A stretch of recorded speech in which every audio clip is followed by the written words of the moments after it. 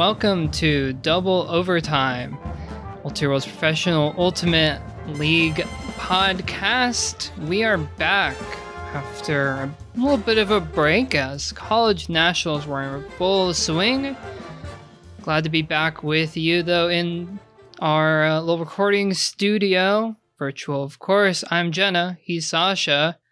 Sascha, you were in Milwaukee. I was going to be in Milwaukee before deciding that traveling was and covering college nationals in person for Ultra was not going to end up being the best for how ridiculous a month May was for me. But you were in Milwaukee commentating the Color of Ultimate game. How was it? It seemed like a blast. I know those big tournaments always are.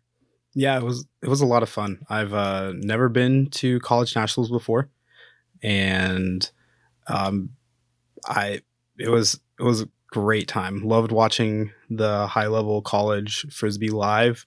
Loved watching the Color of Ultimate game that you said I was there commentating.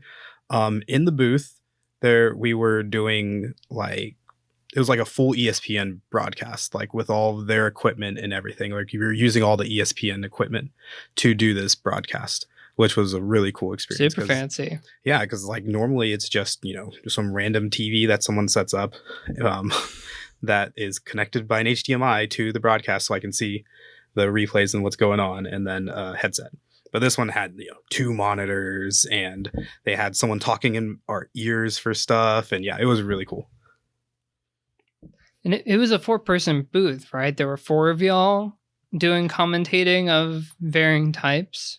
So there was 3 of us doing the live stream commentary, Adekale Ande, Lily Nong, and myself, and then Christian Cortez was doing the PA announcements for the crowd. Got it. Yeah, because I was seeing 4 names, but I wasn't sure who all was involved in which parts. I mean, Color of Ultimate games, I think routinely, I remember going to the one that was held at, I'm going to mess this up. I'm pretty sure it was at Throwback, LA Throwback in January 2020, before the pandemic. Just amazingly happened. It always brings such a high level of play and just such highlight reel plays. 2 Callahans in one game, that incredible grab in the end zone. I say that incredible grab. You know the one I'm thinking of, but there were so many. Yeah, I think you're thinking of the Chad Guerin Brown grab. One where he that sounds right. He got huge over everyone. Yeah, that was incredible. Austin Hegman had a really, really great second effort layout grab too. That was a lot of fun. And took a timeout because apparently didn't want to throw in the wind. It was very windy. But yeah, it was a lot of fun to watch, to commentate, and hopefully I get to do it again one day. Yeah, I'm very glad that you got the opportunity to do that. And just overall, college nationals, always a great time. We saw across the 2 weekends, 4 back-to-back champions, Oklahoma Christian and Middlebury winning in D3, men's and women's respectively. And then Carolinas go back-to-back again, both Darkside and Pleiades winning men's and women's respectively. Darkside a bit more comfortable than Pleiades, who had to sweat it against a very talented Colorado Quandary team. And, I think I certainly, for me, coming into that women's final in particular, I was like, oh yeah, UNC rolled against UC Santa Barbara. The amount of top level veteran talent, Colorado's good and they have an Olympian, but it should be UNC's, and they were up 7-4, and then it got exciting, and it was just an amazing finish down at the end. Yeah, that game was a lot of fun. Not gonna lie, most of the other the semifinal, I was there for 2 of the semifinal games, and they were quite boring. But that women's final was a lot of fun to watch. It started off gonna be kind of boring, like you said. They were up 7-4, and then Quandary decided, hey, let's do this. And then, it was a very exciting finish. Yeah, and just Stacey Gaskell putting up an absolute show. Oh, yeah. Cleo Phillips, just incredible plays across the board. And then, of course, UNC able to hold at the end to finish it out on Universe. And Sascha, you and I were talking because we are supposed to talk about Pro Ultimate, but the thing with UNC is that they have effectively, or they had at least for this championship weekend, effectively a full line of 7 pro players. Because we're going through, and the Raleigh Radiants have on their roster Ella Youngs, Alex Barnett, Grace Connerly, Maya Powell, Karen Earhart. I was on a roll and then I'm missing someone. And I'm so sorry to Dawn Colton, Callahan winner. Oh my God. How could so you sorry, forget Dawn? I was on, I like said it in a different order than like we were talking about beforehand. And then Ann Worth is not on the Radiance roster, but was available and if healthy earlier, recovering from an ACL injury, would have pretty much been a lock to make the Radiance roster. That's a full line of 7 right there. That is incredible that this UNC program has just churned out talent year after year. And in their back-to-back championship season, 7 players who play professionally. It's very cool. It'll be interesting to see going forward if we have more teams like UNC with more crossover between the college division and the pro division, or if this is more of a one-off, or if it's just a Carolina thing, because clearly there's a lot of cohesion between the college scene, the club scene, the pro scenes out there by where you live. Yeah. Not to mention that like for fall nationals, they had even more players from like more UNC players. That's true. Radiant like crossover. They had like I think 2 or 3 more. But yeah, congratulations to all those players. Congratulations UNC. Shout out Maya Powell, whose jersey I am representing today. Yeah, we have 2 player sponsorship program jerseys. Maya Powell for Sascha. I'm wearing my Austin Torch Bexforth jersey. Because also, for those of you who are watching YouTube, they have a little trans flag. Happy Pride, y'all. It's June. It is June. Happy Pride. Should we talk some Pro Ultimate? Only games happen in the Premier Ultimate League, so I feel like that's the obvious place to start.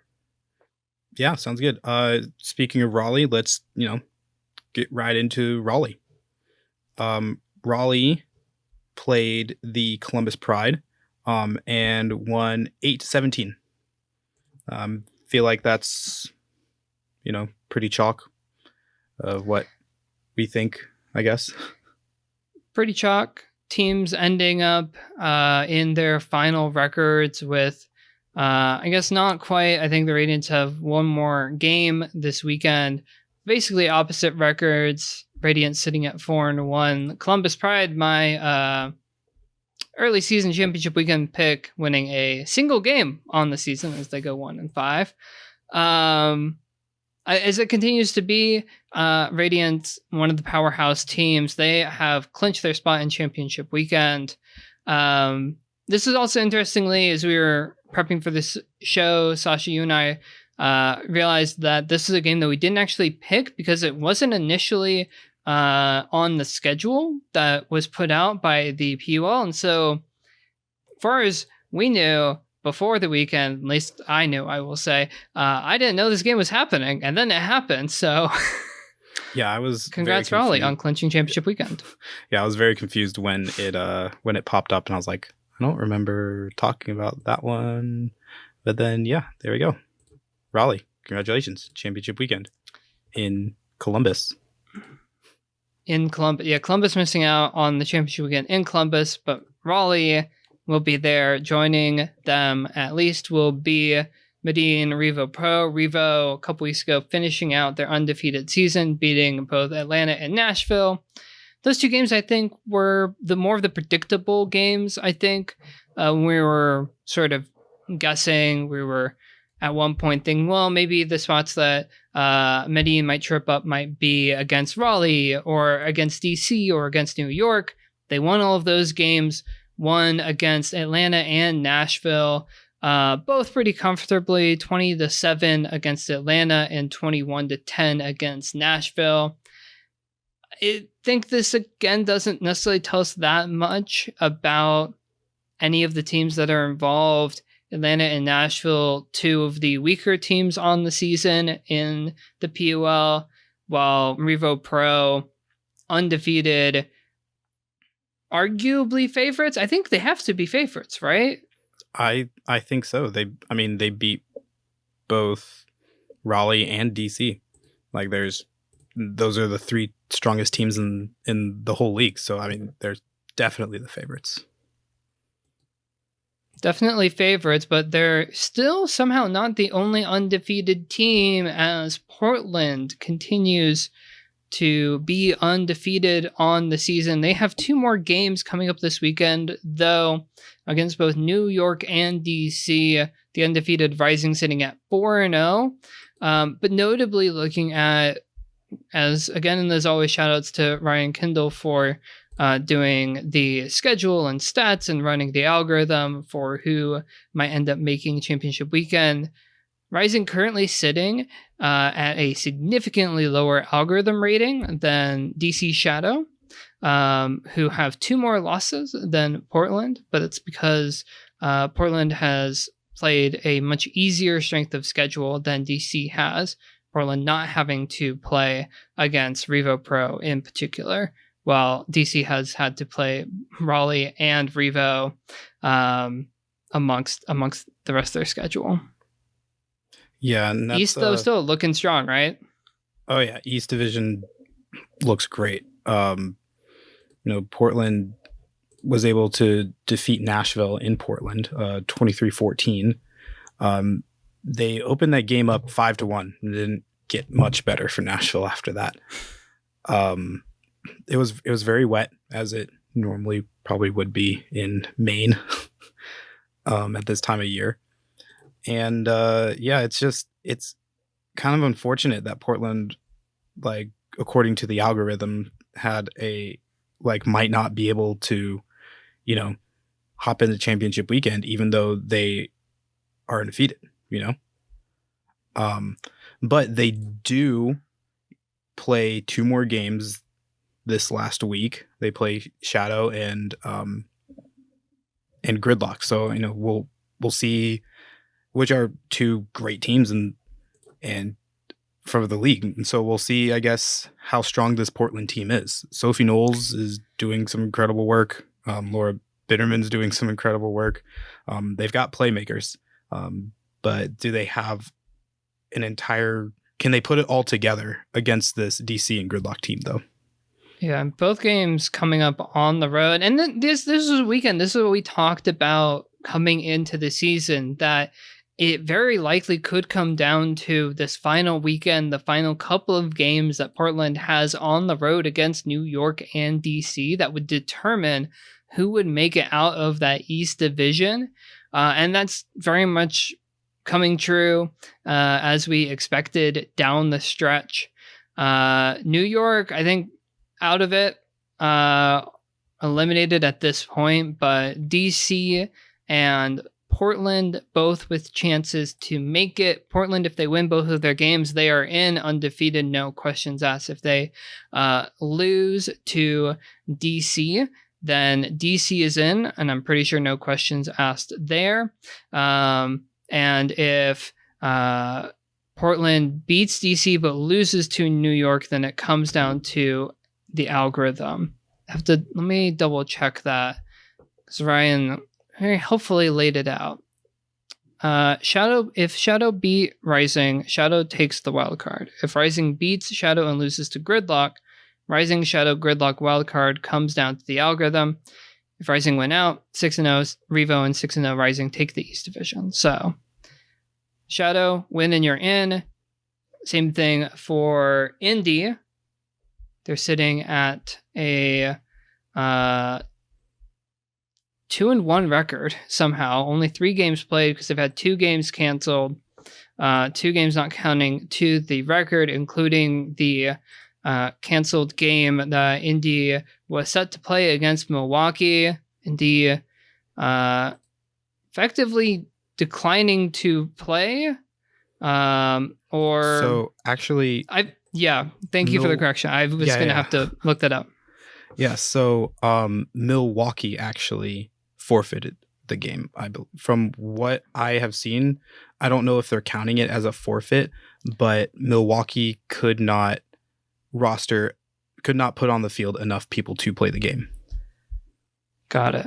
Yeah. So, and from what it's looking like in the records, in the list of games, it is not counted against either team's record. So, notably, this is, again, the second game that Red has had not count for or against their record.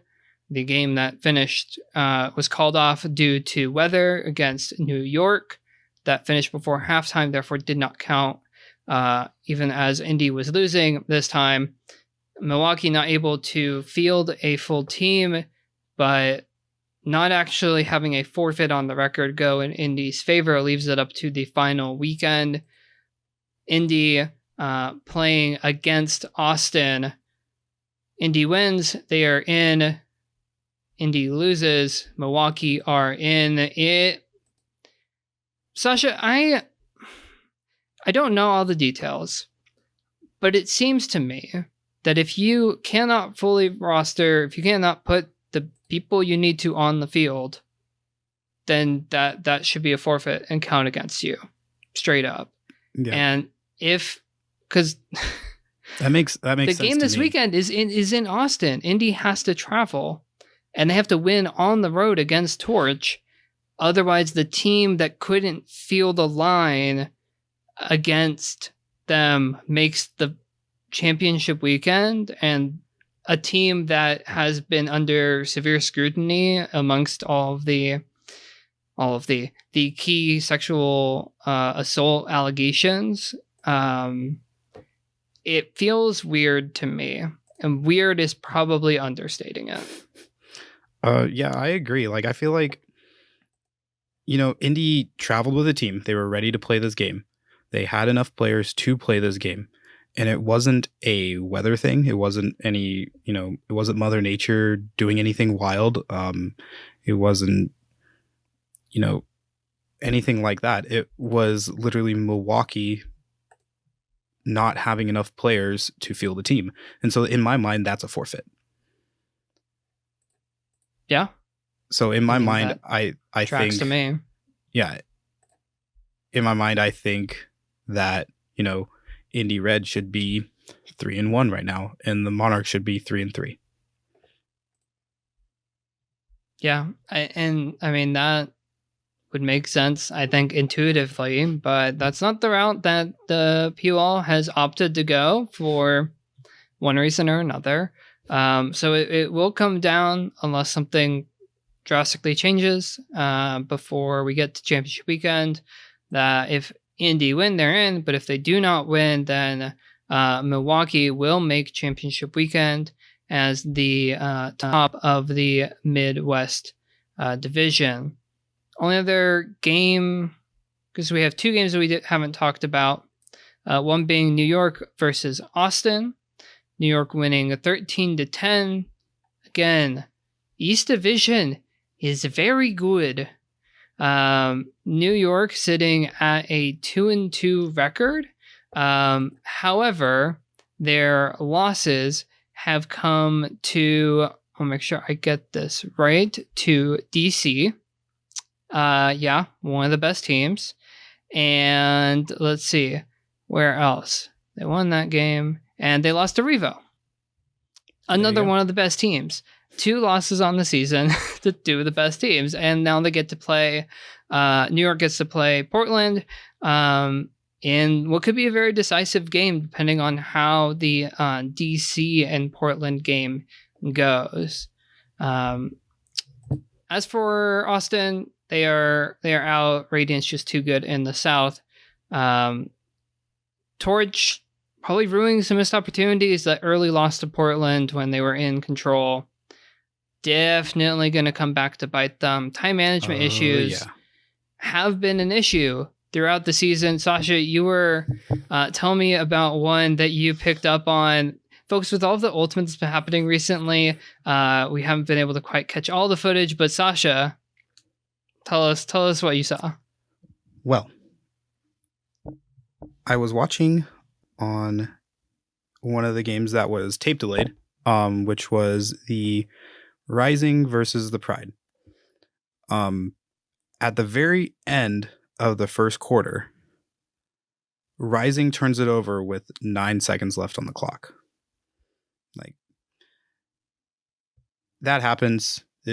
I feel like that's kind of normal sometimes. Like, yes, you need to, get up and go. You need to hold onto the disc and go. But I feel like, sometimes there's drops. Things happen.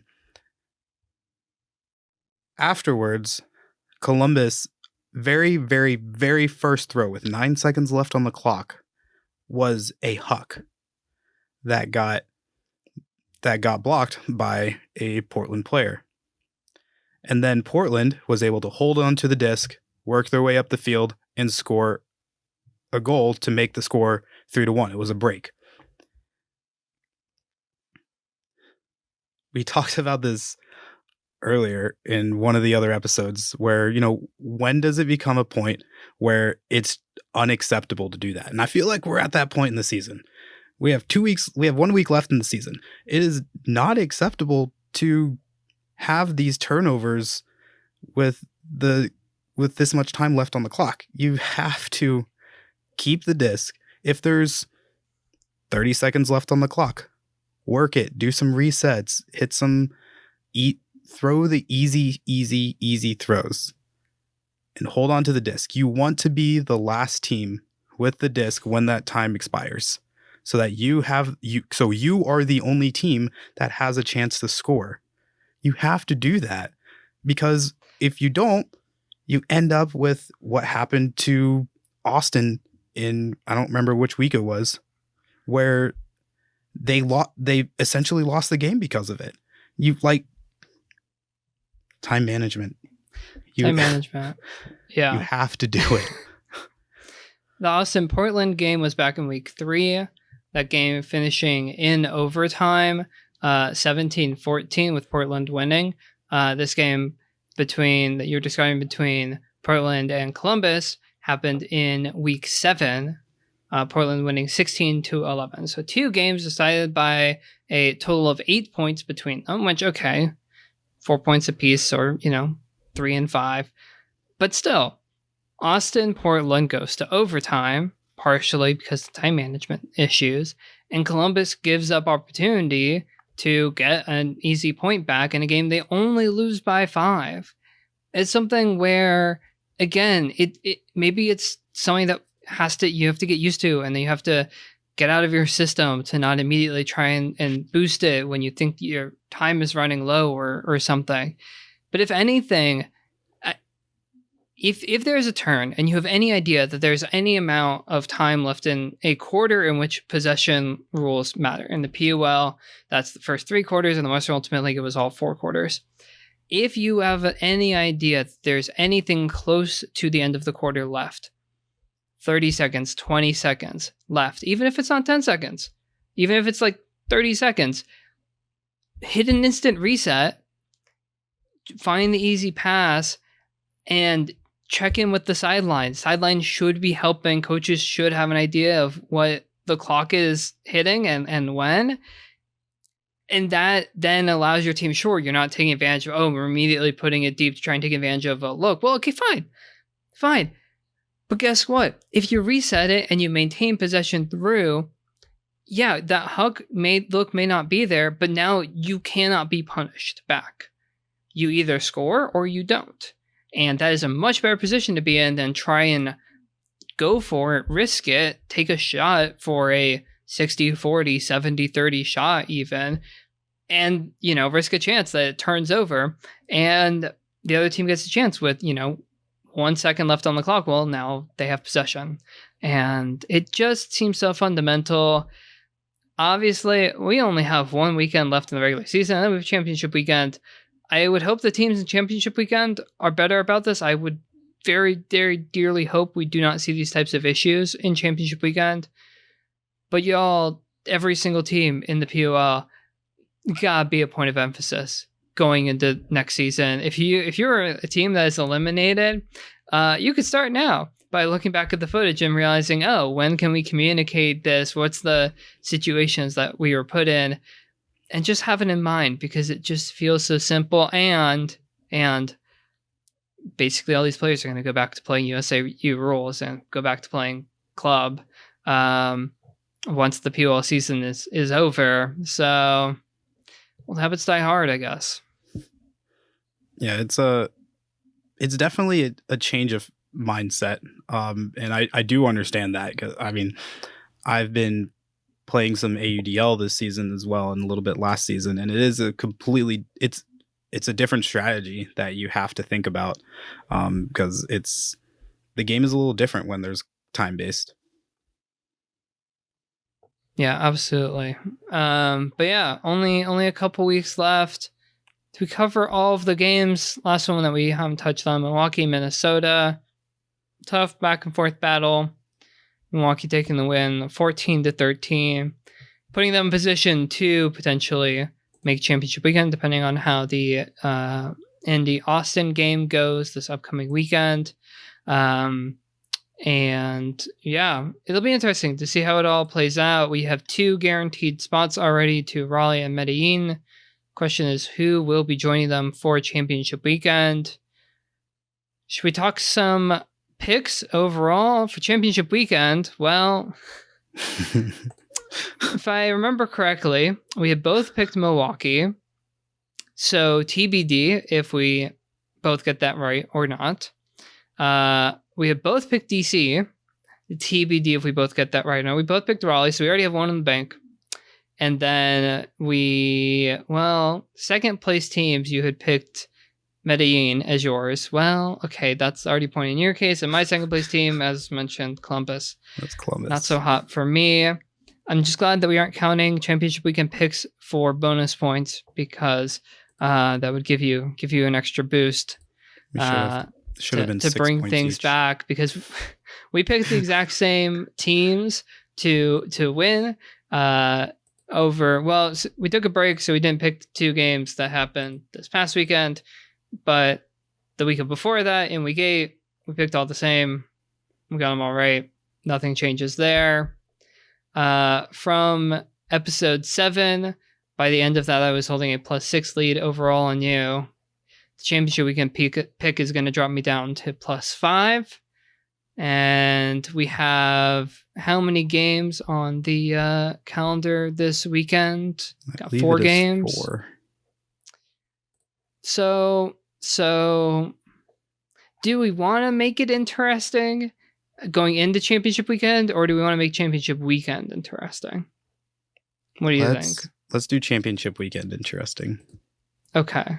So if you beat me on all 4 picks this upcoming week, Sascha, then that would bring you to within 1 on the picks.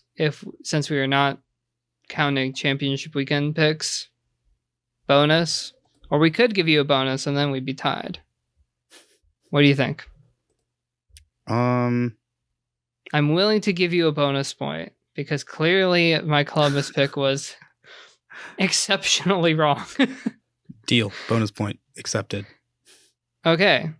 If you get all 4 predictions different and better than me and more correct than me this upcoming week, then we will be tied going championship weekend. If you do not, then, well, I'll have a lead going to championship weekend.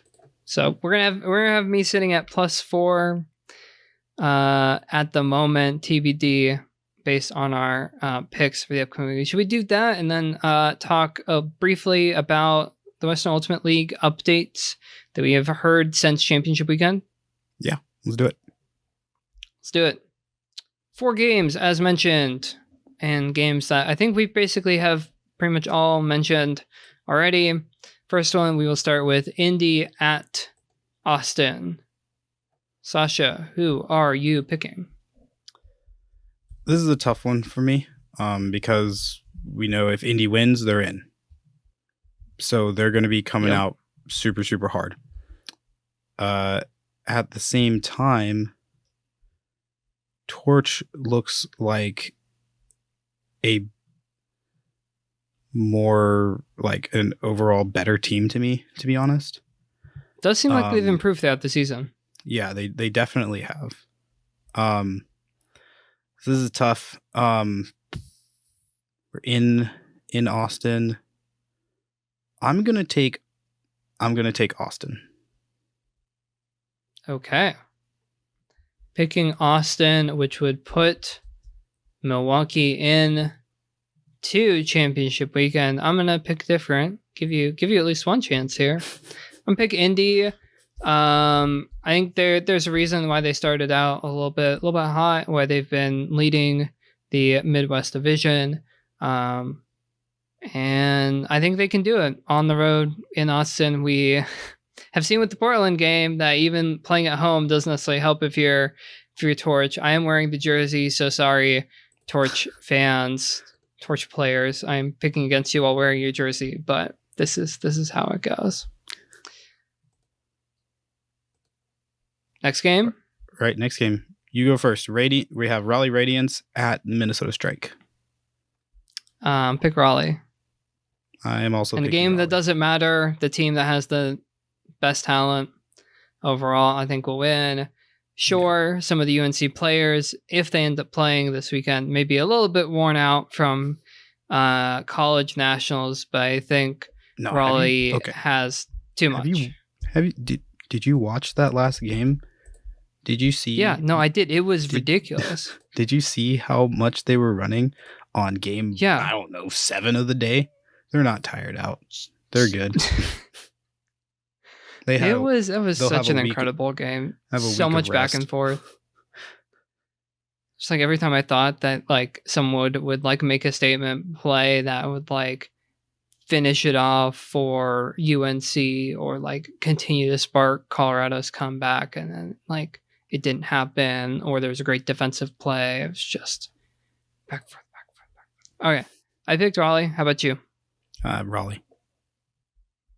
Okay, so you're gonna give me a lead in picks going into championship weekend. I guess if you didn't pick Raleigh and they win, then that would not be helpful for you. Yeah, exactly.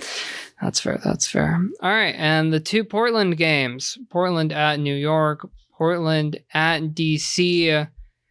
The ordering for these games: Portland playing at New York first, Portland playing at DC second. So, most pivotal game of the season coming down to that arguably most pivotal game coming down in literally the final game of the entire regular season.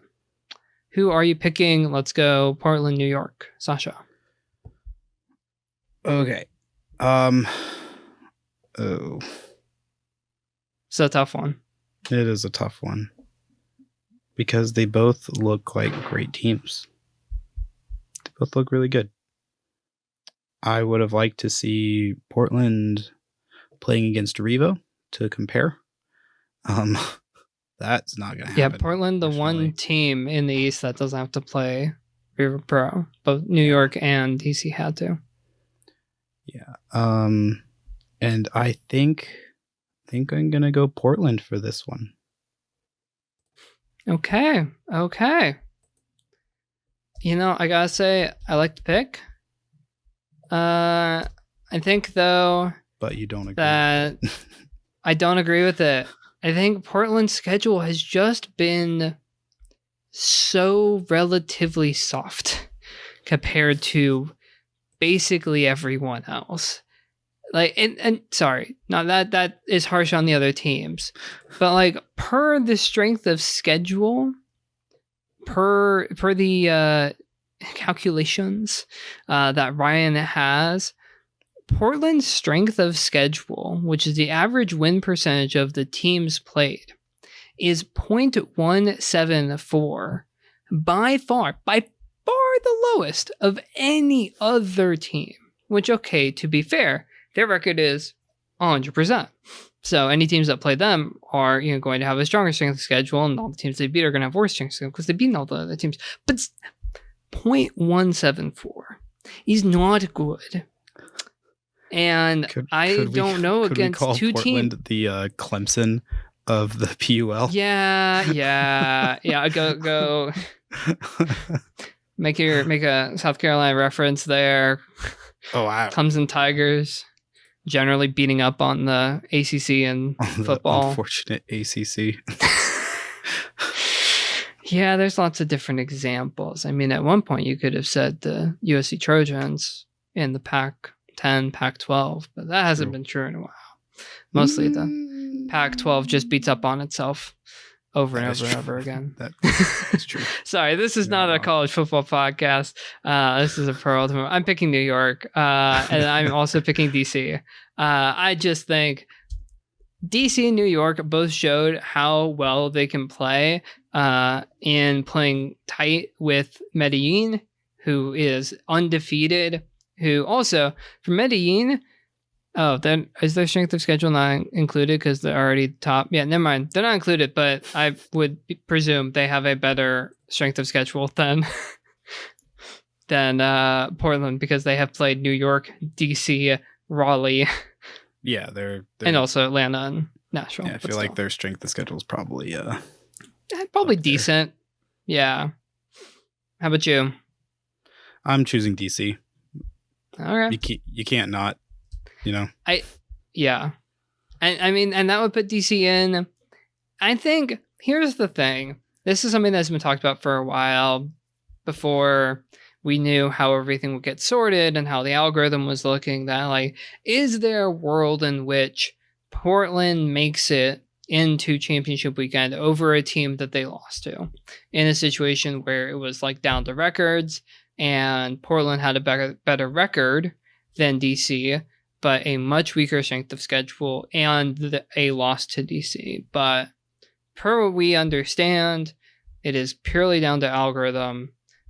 Therefore, DC is going to be in regardless if they beat Portland, which feels reasonable to me. DC has looked like one of the better teams. It would, I think, feel rather disappointing if you're a Portland team and you end up, say, beating New York and then losing to DC and you go 5-1 on the season and you don't make championship weekend. But we said from the beginning, the East Division stacked, and we knew from the start, the way that it was set up, that two good teams were going to be left out.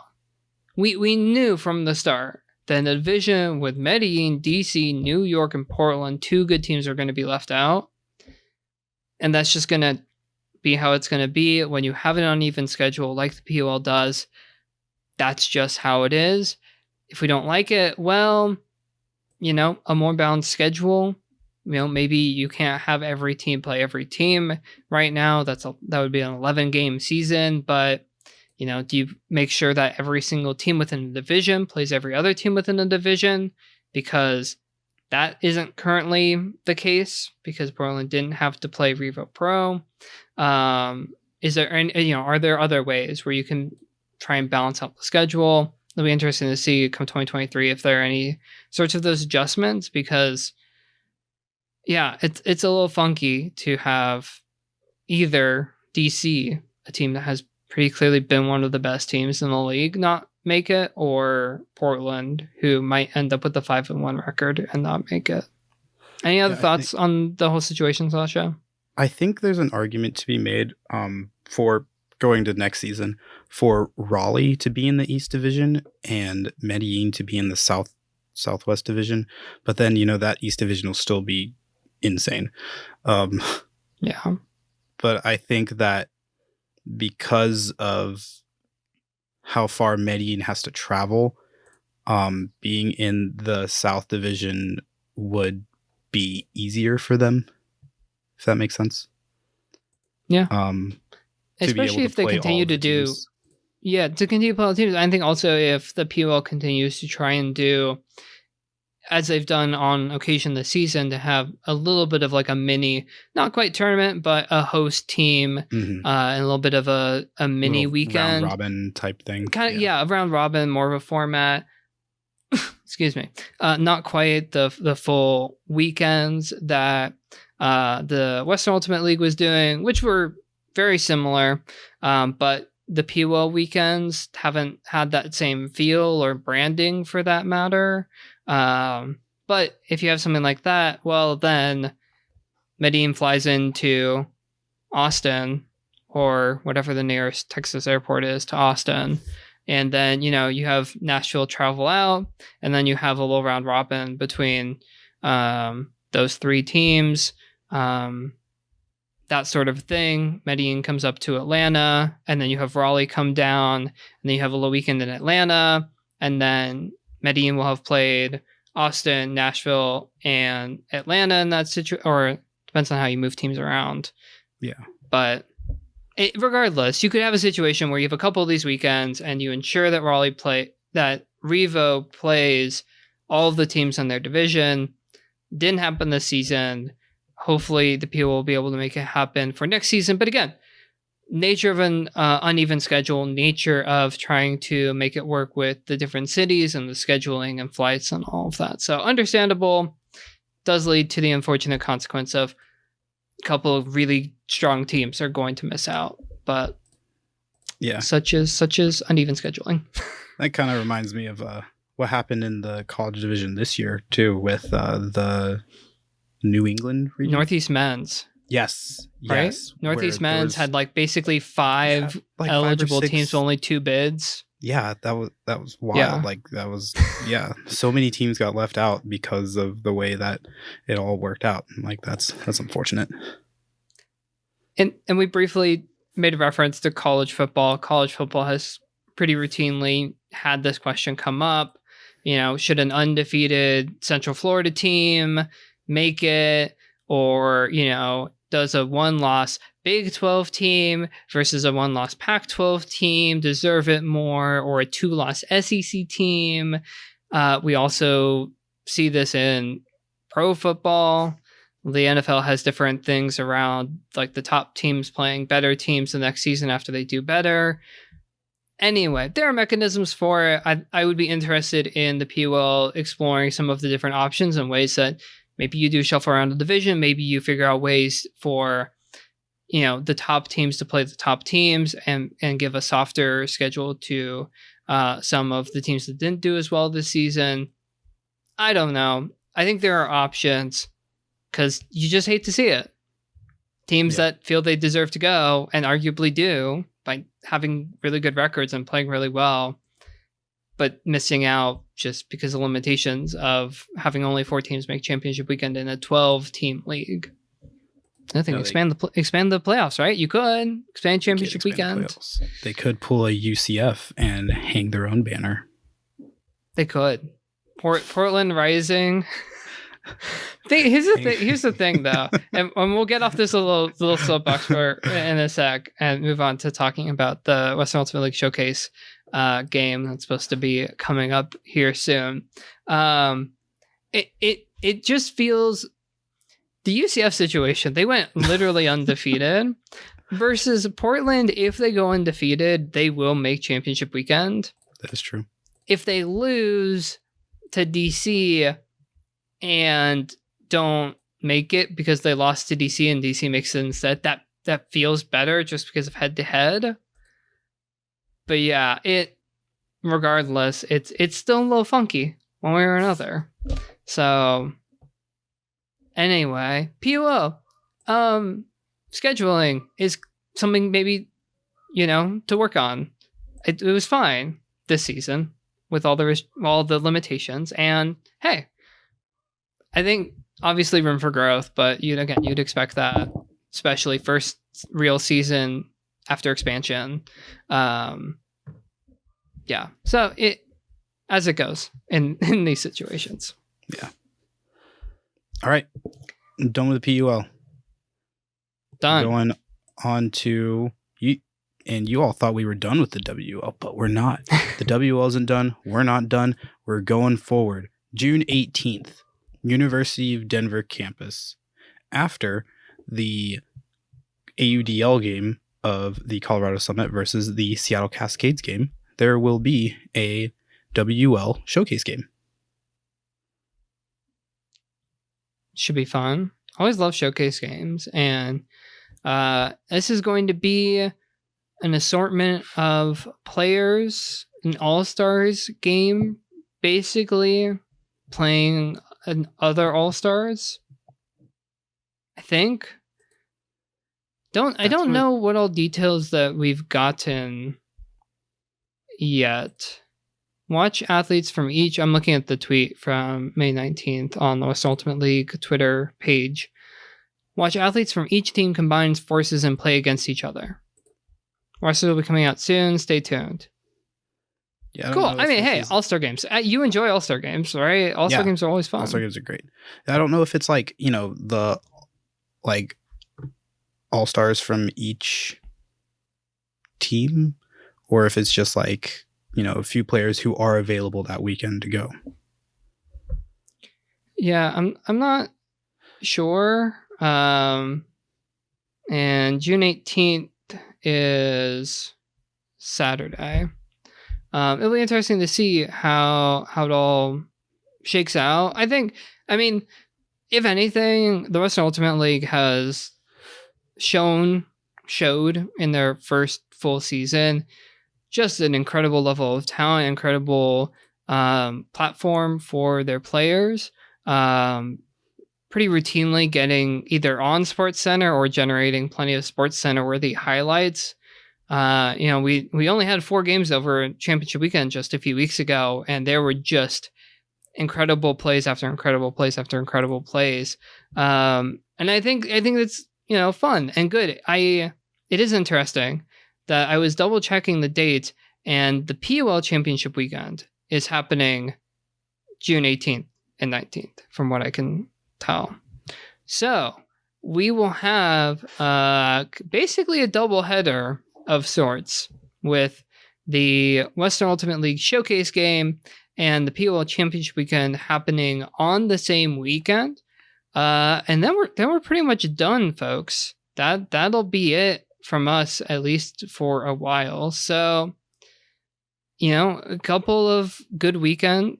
Well, really, one full weekend to look forward to in a couple of weeks, and one final weekend of regular season games in the PUL that will determine the final 2 spots in Championship Weekend.